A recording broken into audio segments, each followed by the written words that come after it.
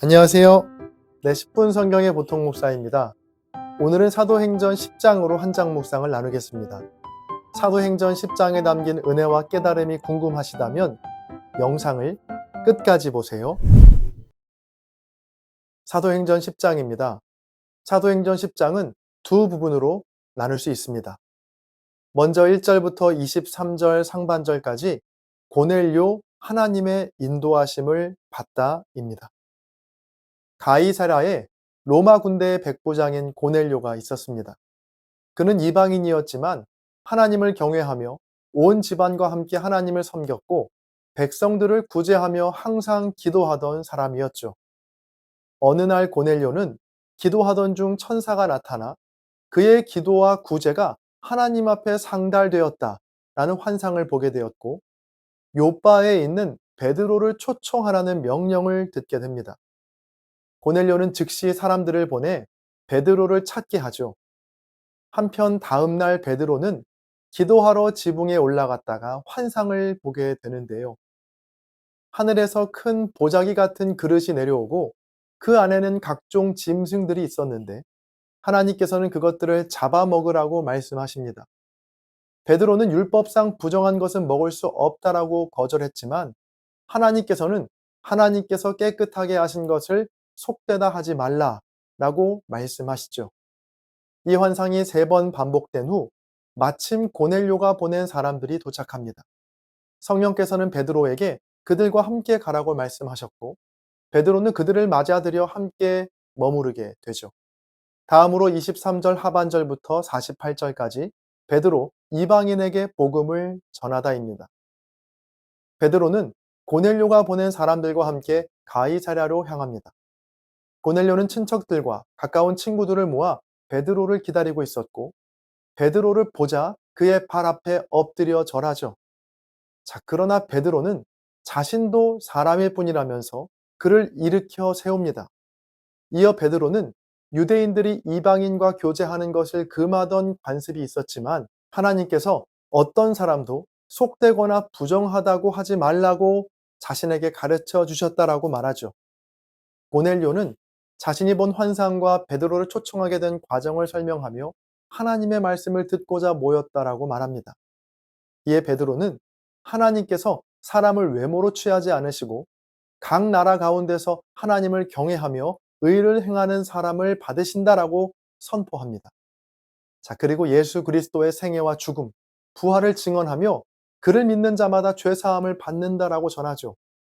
베드로가 말씀을 전하는 동안 성령께서 듣는 모든 사람에게 임하셨고 함께 온 유대인 신자들은 이방인들에게도 성령이 부어지는 것을 보고 깜짝 놀라게 됩니다. 결국 베드로는 그들에게 세례를 베풀고 고넬료의 집에 머물렀다라는 것으로 사도행전 10장의 말씀은 끝이 납니다. 오늘 본문은 베드로 사도가 이방인이었던 고넬료에게 찾아가서 그에게 복음을 전하고 세례를 베푸는 내용입니다. 자, 그런데 상식적으로 생각해 보면 고넬료를 전도하는 사람으로 베드로보다는 바로 앞장에서 회심한 바울이 되어야 더 자연스럽습니다.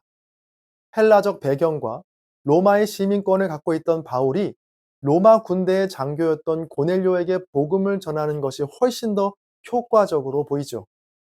그런데 하나님의 생각은 우리의 생각과는 다릅니다. 하나님은 바울이 아니라 베드로를 보내셔서 고넬료에게 복음을 듣게 하십니다. 베드로와 고넬료와의 만남은 오늘 우리에게도 귀한 깨달음을 줍니다. 그건 하나님은 우리의 생각과 경험을 뛰어넘어 일하시는 분이시라는 겁니다. 우리는 때때로 하나님을 내 생각과 경험의 틀 속에 가두곤 하죠. 하나님을 믿는다고 말은 하지만 실은 내 생각에는 내가 해봤는데 라는 말로 하나님의 역사를 방해하곤 합니다. 정통 유대인이었던 베드로를 통해서 로마 군대의 장교인 이방인 고넬료가 복음을 듣고 회심한다? 정말 상상도 못할 일이었죠.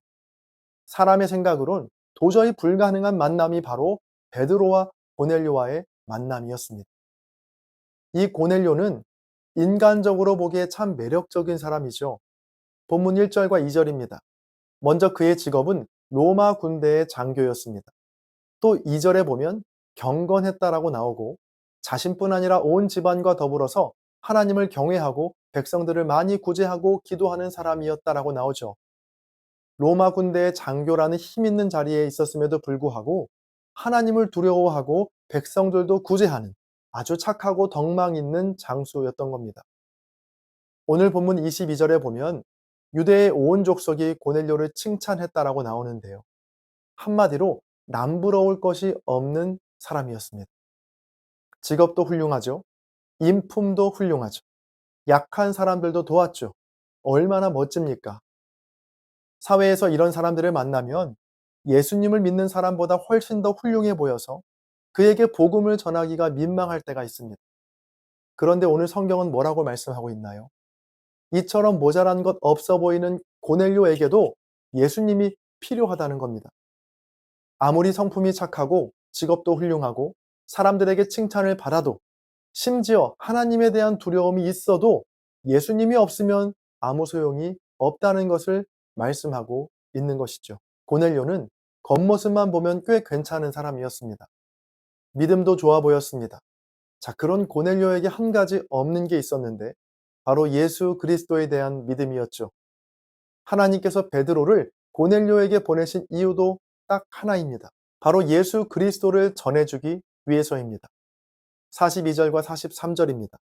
우리에게 명하사 백성에게 전도하되 하나님이 살아있는 자와 죽은 자의 재판장으로 정하신 자가 곧 이 사람인 것을 증언하게 하셨고 그에 대하여 모든 선지자도 증언하되 그를 믿는 사람들이 다 그의 이름을 힘입어 죄사함을 받는다 하였느니라. 아멘. 베드로가 고넬료를 만나서 전한 것은 바로 예수님이었습니다. 하나님께서 살아있는 자와 죽은 자의 재판장으로 정하신 분이 바로 예수님이십니다. 또 구약의 선지자들을 통해 증언하신 분도 예수님이시고 하나님이 말씀하시길 예수님을 믿게 되면 예수님의 이름을 힘입어 죄사함을 받게 되는 겁니다. 베드로가 이 말을 할 때 놀랍게도 성령이 말씀을 듣는 모든 사람에게 내려오시죠. 여러분, 고넬료처럼 세상 부러울 것 없어 보이는 사람에게도 예수님은 꼭 필요합니다. 마찬가지로 저와 여러분에게도 예수님이 꼭 필요합니다. 사도행전의 대주제는 예수 그리스도, 그 이름의 능력인데요. 성전 미문에서 부걸하던 안진뱅이를 일으킨 베드로에게 사람들이 모여들었습니다. 자, 그때 베드로가 이렇게 말하죠. 왜 우리를 주목하느냐? 우리 개인의 권능과 경건으로 이 사람을 걷게 한 것이 아니다. 오직 예수 그리스도를 믿는 믿음이 너희 모든 사람 앞에서 완전히 낫게 하였느니라. 또 예수님을 죽인 대제사장 앞에 끌려가서도 동일하게 그는 말합니다. 내가 누구의 권세와 이름으로 이 일을 하였느냐? 자, 내가 죽였지만 하나님께서 살리신 예수 그리스도의 이름으로 이 사람이 건강하게 너희 앞에 섰느니라. 아멘. 여러분, 오늘도 그 예수 그리스도 이름의 능력을 믿으시고 내 안에 예수님께서 충만하게 일하시도록 주님의 이름을 부르시기를 축복합니다. 찬송가의 가사처럼 예수 예수 귀한 예수 믿음 더욱 주소서. 오늘 하루도 겸손히 주님의 이름을 부르고 믿음을 구하는 저와 여러분 모두가 되시기를 주님의 이름으로 간절히 축원합니다. 지금은 댓글 작성 시간입니다. 오늘의 영상을 통해 아니면 여러분 각자의 묵상에서 발견한 은혜와 도전들을 댓글에 남겨주세요. 또 좋아요와 공유로 한 장 묵상을 홍보해 주세요. 여러분의 나눔이 누군가에게는 큰 위로와 도전이 될 수 있습니다. 찬양 들으시면서 댓글 남겨주시고요. 저는 다음 영상에서 뵙겠습니다. 감사합니다.